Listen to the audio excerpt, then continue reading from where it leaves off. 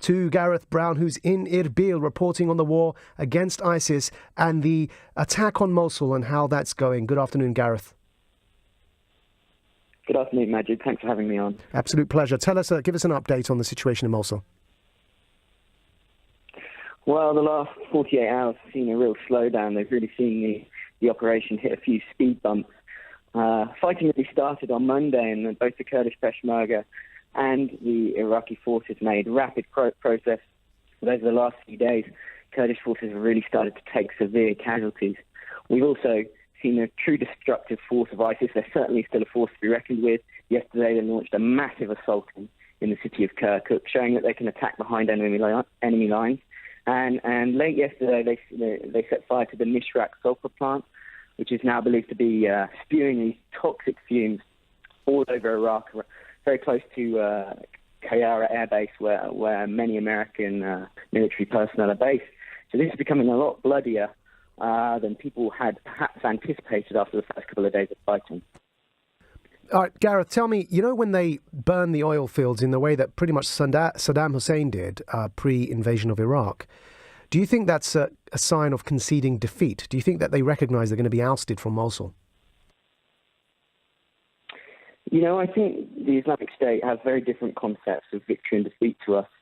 So losing a village, losing a city isn't necessarily regarded as a victory or defeat. If they can lose a town or a small village and inflict severe casualties on Peshmerga forces, Western forces, Iraqi government forces, in some ways that's still a victory for them. And they've done that in Kirkuk. The attack they launched yesterday was big enough to draw personnel away from one of the busiest front lines in the war. And it's happening again, setting fire to these oil wells. I was down in Gayara just 2 days ago. I couldn't go anymore. It's simply too dangerous. These toxic fumes are making it impossible for military personnel to work there and for journalists to work there. So I wouldn't necessarily, it's a sign that they're conceding defeat. They're definitely not doing that. They're putting up a heck of a fight in very small, somewhat insignificant villages. But it plays into this whole idea of just trying to inflict as much damage as possible on the enemy, now, even if they are ceding ground and territory. Gareth, the final question. Often when it comes to military occupations, a Freudian slip there, when it comes to military operations in this sense, whether it's the Libya situation or others, there's often criticism that there hasn't been an after plan. Do the Iraqi forces know what they're going to do once and if assuming they oust ISIS from Mosul? And has a necessary political alliance been built up to avoid chaos in Mosul afterwards? The short answer to that is absolutely not. Nobody really has a clue what's going to happen after the Islamic State fighters are chased out of Mosul. There's probably going to be a power struggle. We have lots of different factions, whether it's the Kurds, these Shiite militias who are causing real problems, the Iraqi government or these disaffected Sunni communities. They're all vying for a place in the new Mosul and the post-ISIS Iraq.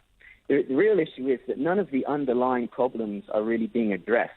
There's no real efforts in Iraq being made to combat the ideology, to combat the sectarianism. And the real concern is that regardless of what happens in Mosul over the next few weeks, these issues aren't addressed, and we're effectively just laying the ground for ISIS 2.0, as horrible as that might sound. Well, Gareth Browne there, who's a freelance journalist in Erbil, reporting on the war being waged right now against ISIL in Mosul. Thank you very much for being our guest. And combating the ideology is exactly what we are discussing for